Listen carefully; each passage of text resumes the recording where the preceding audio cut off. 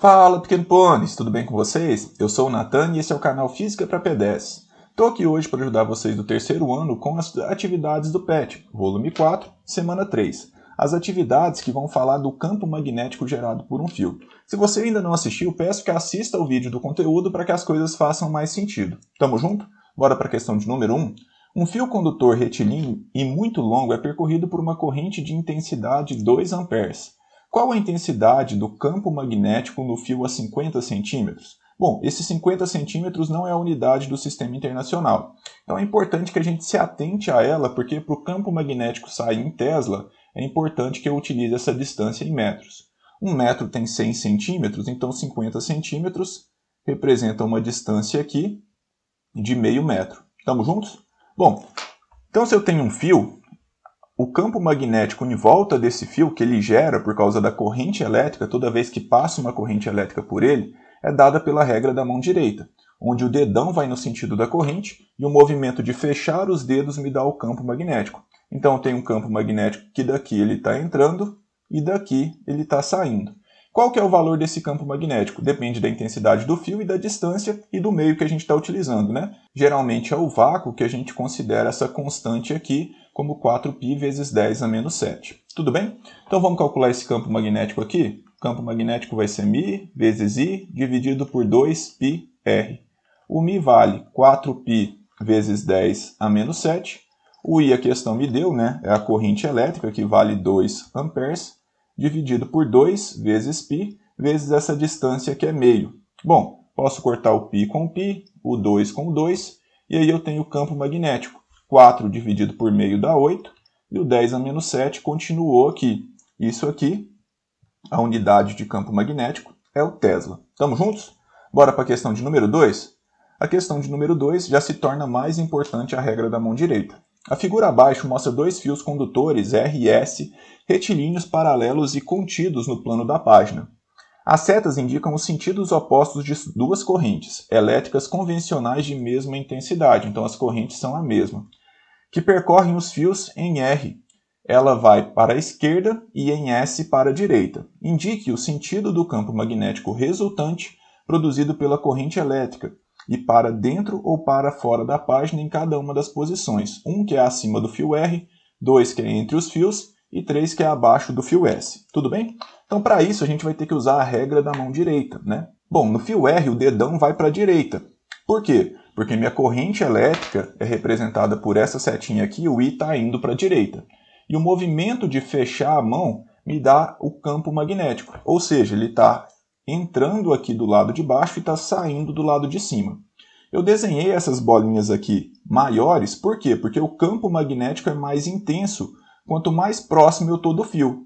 Como aqui nessa região 3 eu já estou mais longe do fio R que está gerando esse campo, ele fica mais fraquinho um pouco. Estamos juntos? Bom, e para o fio S? Para o fio S, o meu dedão tem que apontar para a esquerda, porque a corrente elétrica está indo para a esquerda. Ah, beleza. E o movimento de fechar a mão me dá o campo magnético. Ou seja, aqui em cima ele está entrando, aqui embaixo ele está saindo. Ah, e quanto mais próximo do fio, mais intenso é esse campo. Então o campo vai ficando mais intenso aqui próximo ao fio S, quanto mais afastado do fio S. Tudo bem? Então aqui, ó, na região 1, eu tenho um campo saindo e um campo entrando. Quando eu tenho vetores opostos, pensam em força. Quando alguém mais forte puxa para um lado e alguém mais fraco puxa para o lado oposto, essa força aqui ganha, né? Quer dizer que eu tenho uma força resultante, o resultado dessas duas forças juntas é para a direita. Um valor menor, porque essa aqui atrapalha a da direita, mas a resultante é para o lado da maior. Então, como aqui eu tenho um campo maior saindo e um menor entrando, o campo resultante aqui ele vai estar saindo. Tudo bem? Então, saindo da folha, ou seja, para fora. Estamos juntos? Aqui na região central, todo mundo está apontando para dentro. É como se eu tivesse duas forças, né? Dois vetores apontando para o mesmo lado. Um ajuda o outro. Então, eles se somam aqui nessa região. Entre as duas, eu tenho um campo entrando ou para dentro. Estamos juntos? Aqui embaixo, o campo saindo também é maior que o campo entrando, porque está mais próximo do fio S. Então, aqui, o campo resultante também é saindo, ou seja, para fora. Então, a resposta correta aqui é para fora, para dentro e para fora, que é representado pela letra E.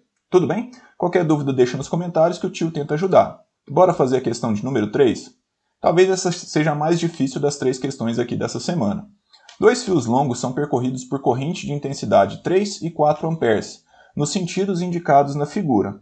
O vetor campo de indução magnético no ponto P, que dista 2 cm de I1 e 4 centímetros de I2 é. Então aqui, ó, ele está a 2 centímetros do fio de cima e a 4 centímetros do fio de baixo. É bom que a gente passe isso para metros, mas por enquanto eu não vou me preocupar com isso.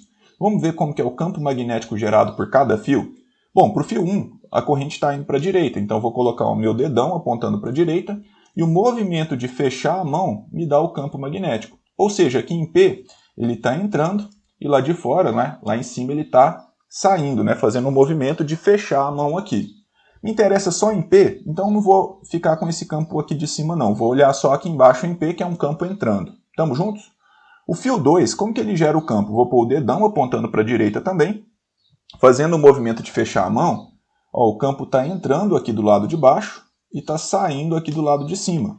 Representando, através das bolinhas aqui, eu tenho um campo saindo lá em cima e entrando aqui embaixo. Como me interessa só ali a região entre os fios, eu vou considerar apenas o campo saindo. Estamos juntos? Bom, aqui dá para ver que eu tenho um vetor apontando para um lado e um vetor apontando para o outro. De forma que o meu campo resultante é a subtração dos dois. Uma força dificulta a outra, né? Um vetor dificulta o outro. Dessa forma, eu tenho um vetor resultante como a diferença, né? Um menos o outro. O módulo, o valor entre a subtração do maior pelo menor. Estamos juntos? Bora resolver aqui então? Chegando essa galera um pouquinho para o lado, eu tenho que essa distância aqui do fio 1 é 2 centímetros e essa distância do fio 2 é 4 centímetros. Para transformar isso para metro, eu tenho que dividir por 100, né? Já que 1 metro tem 100 centímetros. Isso aqui fica 0,02, isso aqui fica 0,04 metros. Estamos juntos? Bom, então bora calcular aqui. O campo resultante, então, vai ser o campo 1 menos o campo 2. Mas qual que é o valor do campo 1? O valor do campo 1 é a constante do meio vezes a corrente dividido por 2πr. Bom, a constante do meio ela é a mesma para os dois, né? Que é aquele 4π vezes 10 a menos 7. A corrente elétrica ela é de 3 amperes para o fio de cima, para o fio 1. E aqui vai ficar 2π vezes r, que é 0,02. Estamos juntos? O π corta com π. Esse 2 pode simplificar com esse 4, fica 2 aqui em cima. Esse 2 pode simplificar com o 0,02, fica 0,01. Então, esse campo aqui para o primeiro fio vai ficar 3 dividido por 0,01, que é 300, vezes 10 a menos 7 Tesla. Vou deixar desse tamanho por enquanto, depois eu coloco aqui em notação científica. Tudo bem? Vamos calcular para o fio 2? Vou mudar a cor aqui para a gente calcular para o fio 2. Para o fio 2 é a mesma coisa, só que com números diferentes. Então depende do meio, da corrente elétrica e da distância. 2πr aqui embaixo. O campo magnético gerado pelo fio 2, essa constante vai ser a mesma, que é 4π vezes 10 a menos 7. O I ele vale 4 amperes para esse fio. 2π vezes a distância, que é 0,04. Esse 0,4 pode cancelar lá em cima, aqui embaixo fica 0,01, aqui fica 1. E esse 4 com esse 2 eu posso simplificar, aqui fica 1 e aqui fica 2. E o π corta com o π também. Então quem que sobrou aqui? Sobrou o 2 lá em cima dividido por 0,01, que vai dar 200, vezes 10 a menos 7 Tesla. Vou deixar como 10 a menos 7 para ficar fácil de subtrair aqui. Então o campo resultante ele vai ser o do primeiro, que é 300 vezes 10 a menos 7, menos o do segundo aqui, que é 200 vezes 10 a menos 7. 10 a menos 7 é tipo banana, né? A mesma coisa. Então 300 menos 200 vai dar 100. 100 vezes 10 a menos 7. Colocando em notação científica, para ficar bonito, eu tenho que escrever esse número entre 1 e 9. Entre 1 e 10, para ser mais preciso, né? Então vou ter que andar 2 casas decimais para a esquerda. Vou diminuir 2 casas decimais no número aqui. Se eu diminuir 2 casas decimais no número, eu tenho que compensar aumentando 2 casas decimais na potência de 10. Então vai ficar 10 elevado a menos 5 Tesla o campo resultante. Beleza, mas qual desses dois aqui que é maior? Como o campo gerado por um é maior, que é o amarelinho, o campo entrando é maior que o campo saindo, o campo resultante aqui, ele vai estar entrando, né? Ou para dentro, porque o campo para dentro é maior que o para fora, então o campo resultante vai ser para dentro. Estamos juntos?